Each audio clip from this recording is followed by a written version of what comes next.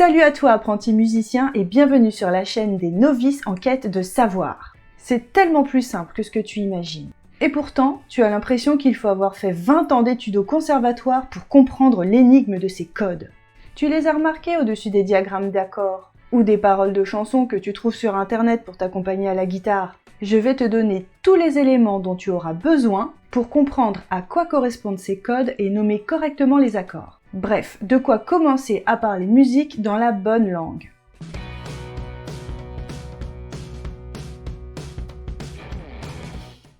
Tout d'abord, sache qu'il existe en Occident deux grands systèmes pour nommer les notes de musique. Celui que nous utilisons en France, Do, Ré, Mi, Fa, Sol, La, Si, Do, créé au XIe siècle, soit dans la deuxième partie du Moyen-Âge, est tiré des premières syllabes d'un chant religieux. C'est un moine bénédictin italien, Guido d'Arezzo, qui est à l'origine de cette idée. Si tu veux en savoir plus, je mets un lien dans la description. En voici l'extrait.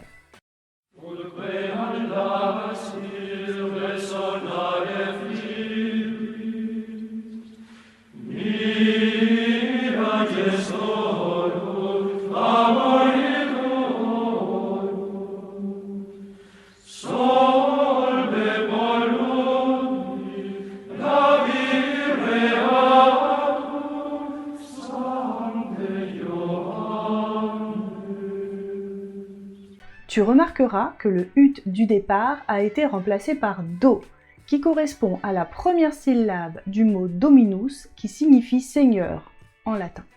Cette modification a été apportée afin d'en faciliter l'énonciation, ut étant plus difficile à prononcer que do.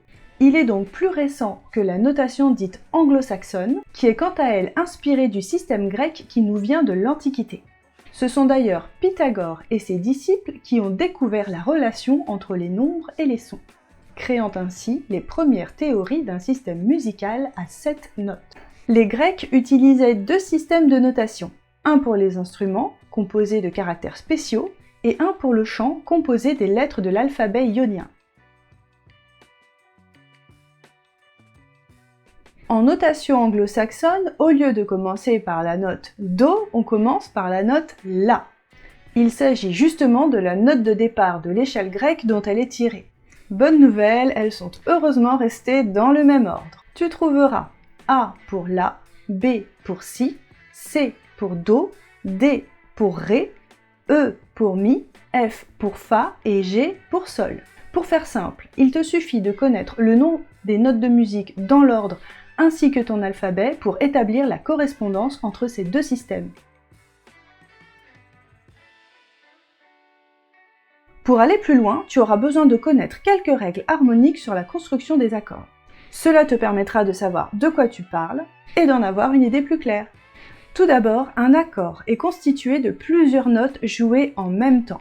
Elles se mélangent pour former une harmonie. Les accords, pour sonner juste, sont composés de notes choisies qui vont leur donner une sonorité particulière.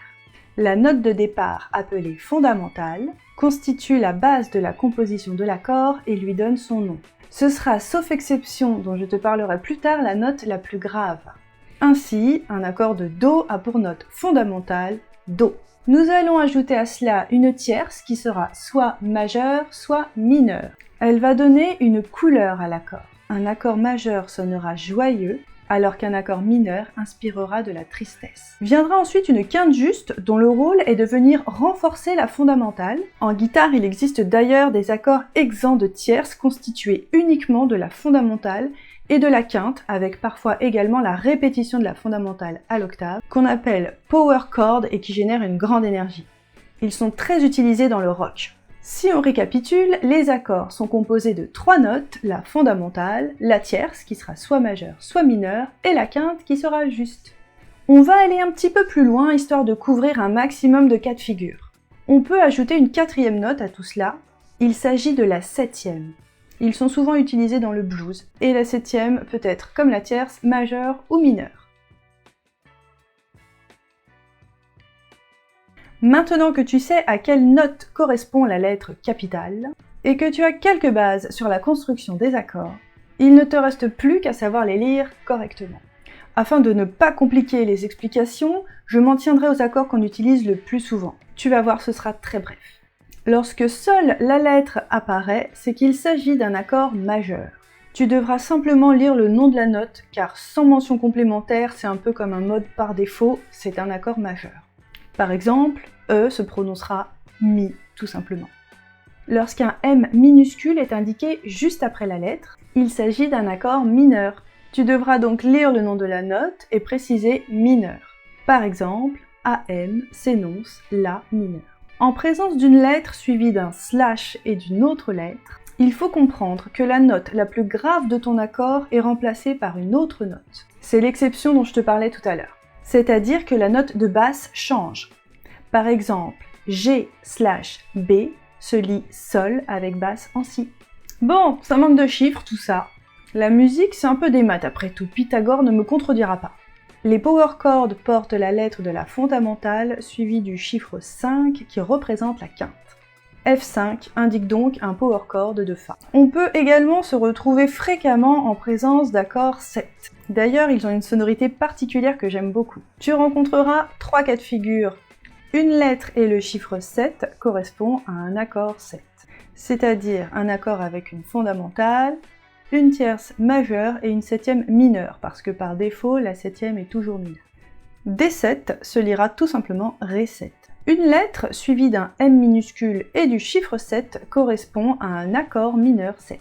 Il s'agira là d'un accord composé d'une fondamentale, d'une tierce mineure, d'une quinte juste et d'une septième mineure. BM7 se lira Si mineur 7.